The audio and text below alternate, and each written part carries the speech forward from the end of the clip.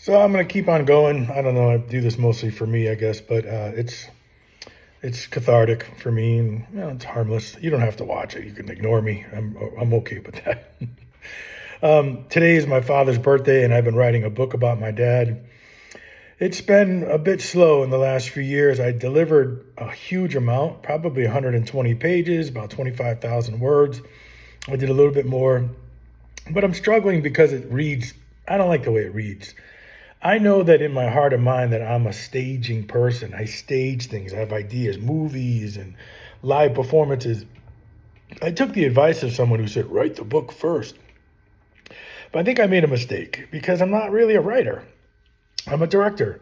And I want to stage this. I want to see this in action. And that leads me to this beard. I'm only going to have this beard for a little bit longer, I think, because it's time for me to enter into the character of my father. And I want to do it right. And one thing would be to shave the beard.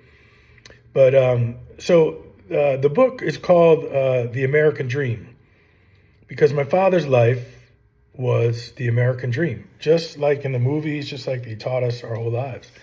Not the same anymore. Don't get me wrong. I think it's a very different America. And the point I'm making is that as I share his stories in chapters, so I got him I started him at age 6. That's one chapter. Age 7, age 8, and I pretty much got him to 18 years old before he comes to America. But these stories, these chapters, were triple checked. In other words, they were stories he told me all the time. I also heard him tell these stories all the time. That's number one. Number two, I went to my mom, who was his sidekick for 50 years, and said, Mom, is this? She goes, yes, this is true. This is all true. That's not true. This one is true. That's not. So she took me into reality. From then I went to the next level, and I found a third party, and I would check with them about the truthfulness of each story. And I thought that was pretty cool. So this is why I have these stories built up and at this level to present. And like I said, the writing is, I don't know. So acting, cinema, musical theater, music, all that stuff that's more primitive than, much this new technology. That's where I'm trying to go. I don't know if I could play my father. I know I could play my father, but I would need a makeup artist. He doesn't look like he wasn't this honky. He was not this honky. So I'm still working on all that, but I want to share a story with you. One of the stories of the many, and it's called, I think it's called the Monaro. Now, I'm probably saying that wrong, but that's the word that means werewolf in Italian. So in the early 30s, the stories, the folklore to the little boys and girls was you don't go out at night, because if you go out at night, you're going to get eaten and killed by the werewolf, El Monaro. And again, I'm saying it like I'm Italian. I'm in New Britain. I don't know if that's Italian. So this story is crazy. You ready? So my father lived in a very violent time, a very, very violent era. And he would go out to forage for food. My family had no food. We were hurting people. So he would go out night and day and try to find food and bring it home to his family. This is the act of stealing for the most part. Okay. He was very embarrassed of this. So one night, I think he's about, I don't have this in front of me, but if I do the math right, he's probably about 10 years old or younger, 8 to 10, 8 to 11 years old. And he sees a house far away, and he sees a field of kind of like high grass, almost like hay or something. I don't know.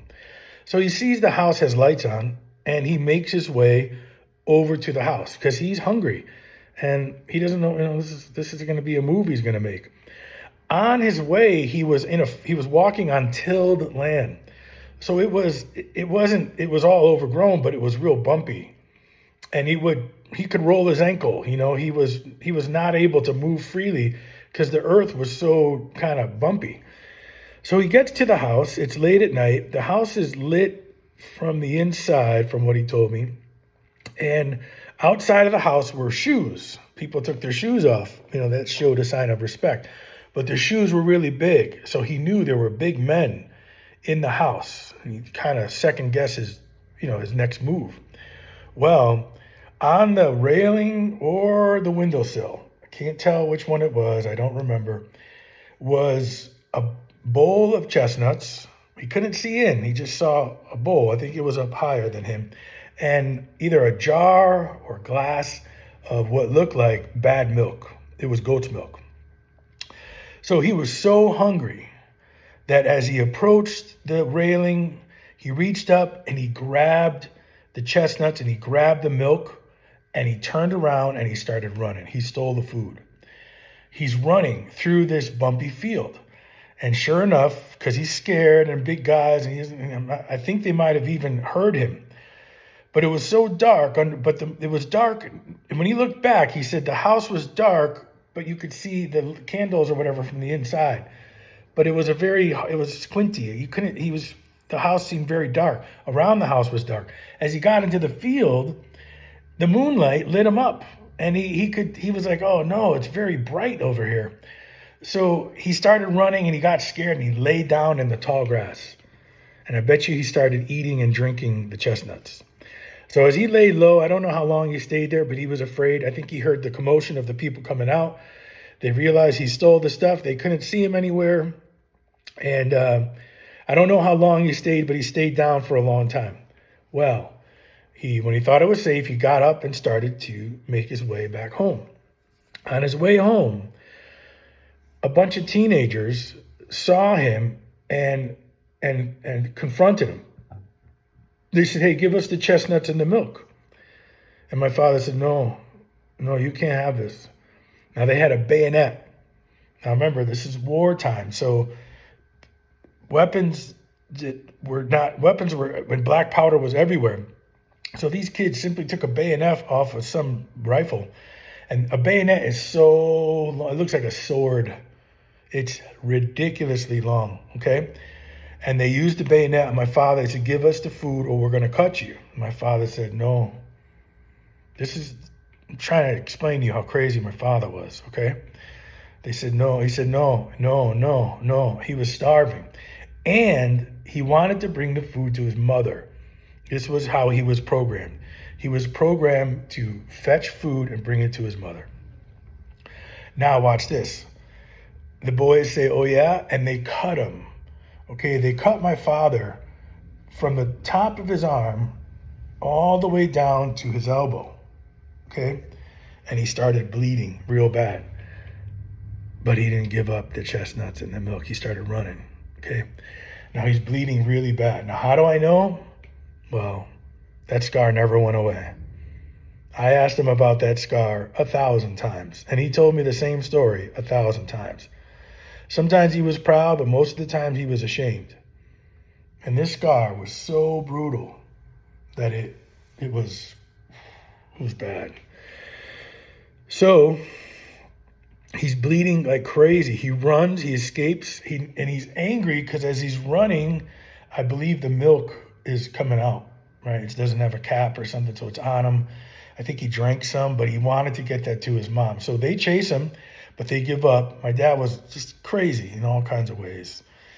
He gets to the top of the steps, which in our family's home, you had to walk down about 15 steps to the lowest level where, unfortunately, all the sewage would drain, and that's where we lived. We lived in the bottom.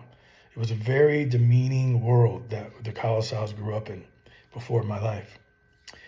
So he gets in, and his blood is gushing. He's covered in blood.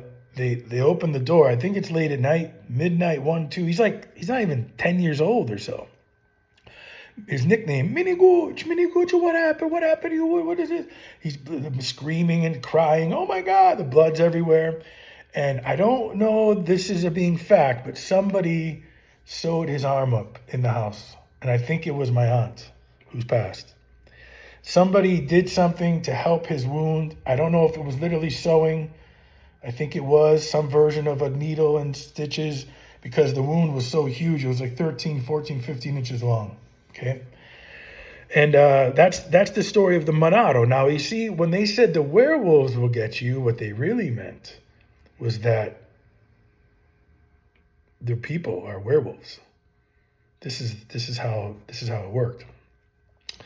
So inside of all this damaging, traumatizing behavior, he was this hero. He came home with chestnuts and milk and they ate it. Not as many chestnuts and not as much milk as he left with. Now, this is why my father was so ashamed of activity that was illegal or bad, or if I stole a piece of bubble gum, this dude, the penalty was bigger than the crime. He did not want this for him, his son. He did not want that. So that's one of the many stories called El Manado, which means the werewolf. And my father's life is that kind of life, and it's ready for the movies. It really is ready for the movies. I'm flushing it out like crazy, and that's just one chapter, long-winded, way longer-winded than this video, to explain this crazy cut that he had down his arm all the time. I'm going to release some recordings. I wasn't going to do this, but I think I am.